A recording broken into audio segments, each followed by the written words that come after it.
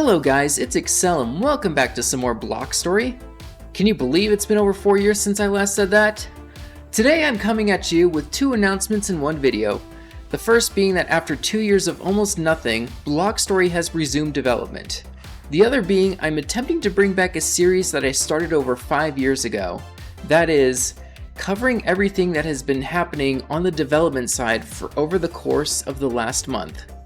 Since this video is the first one of these in a while, I should mention that some of these things I'm about to cover did happen in June, which I guess is kind of cheating, but I'm sure none of you will mind.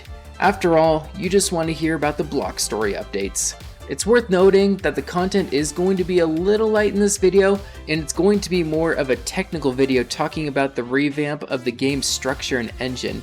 So for the most part, this is going to be more of a podcast style of a video with a small few teasers. Just don't expect anything too drastic yet. I'll be saving those for upcoming trailers. Alright, let's get into what's been happening to that one-of-a-kind sandbox experience that you cannot get anywhere else, Block Story. The original Block Story website was revamped by me and the Block Story developer, Headhunter.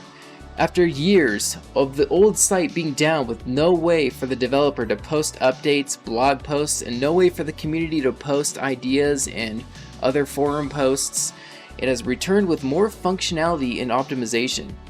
Community members are once again able to create an account and post their ideas for the developer to see. They can also download worlds, texture packs, post fan art, and just chat amongst the other community members. There are still features planned for this site, like being able to purchase a special edition of the game that will include the lost old versions of the game. But for now, I'm pretty happy with how the site turned out. The Google Play version of the game has returned to Google Play after being mysteriously absent from the Google Play Store for months. Headhunter and I got to work on a solution to bring it back. After dealing with constant issues of tech support from Google and Google threatening to take down both games again on the 4th of July, we finally got everything under control and could breathe a sigh of relief. Version 13.2.2 saw its release onto Google Play and Steam as a way for players to get more creative with the Replicator and Destroyer, allowing them to place down foundations way quicker in creative mode. Some people saw it as a fun way to break the game by turning all the settings up to max. Some people enjoy it, some people didn't care, others wondered why the first update in over a year was so small, and I will get to that reason for that right now. The Block Story engine has begun a huge upgrade. For those of you that don't know, the game has been running on an old Unity version from 2016. This has caused issues like not being able to support new mobile devices. In-app purchases are not working because of this, and so much more. Headhunter has begun the process of slowly updating the game's engine to the newest version of Unity. However, it hasn't been a very easy one. Just updating it to Unity 2017 has caused the engine to sound hundreds of warnings and alerts that there was something wrong with the game, causing much needed time and effort to get everything fixed and working properly. One thing that did lose support when updating the engine was all the particle effects in the game. Every single one of those things needed to be rewritten from scratch. According to Headhunter, all of these warnings have been addressed, and some of the particle effects, such as the weather and vehicle effects, are about done. Doing this complete rework has actually allowed him to introduce new particle effects to the game in some biomes to add more immersion. Once these are all complete, the game will be updated to Unity 2018, which according to the developer will be the most difficult update of them all. The head developer isn't exactly sure what will break when this game gets updated to that version, but after it does and everything gets solved, the final remaining engine updates should be easier and it shouldn't take as long.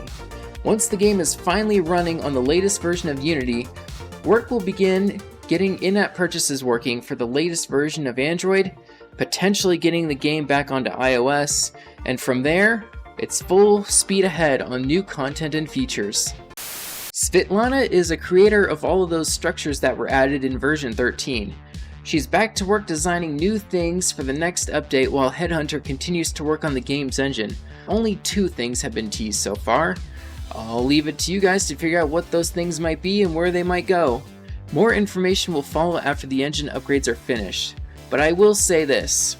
For the first time in years, I am super excited for this game's development. The Steam version of the game should be receiving a new logo.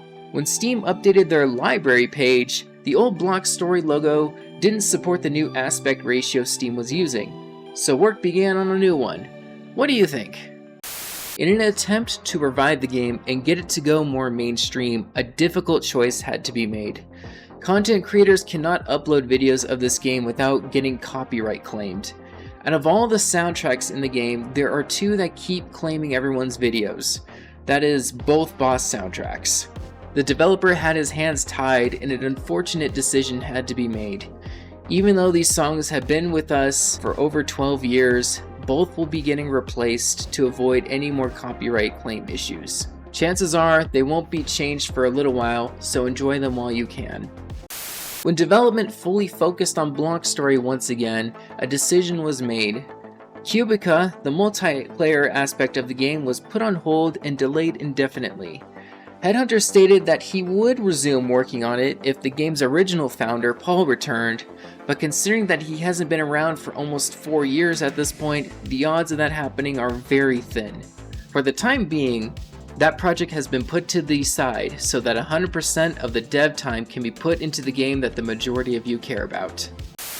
Finally, thanks to McCann for finding the old Block Story website via the Wayback Machine, Headhunter discovered how the game used to handle redeemable codes for free diamonds. This system has been implemented into the new website. Now the two of us can host competitions with hundreds and even thousands of diamonds being a reward. Or maybe host a giveaway in upcoming live streams. Yeah, I plan on doing those at some point. And that just about wraps it up with what has been happening in the world of Block Story. There are actually a few other big things happening in the background, but I can't reveal them just yet. I'm waiting on those engine upgrades before making any big announcements. So what do you guys think? Are you happy to see that Block Story has resumed development? What do you think the next major update is going to be about? Let me know down in the comments section below. Thank you all for watching. Xcel signing off.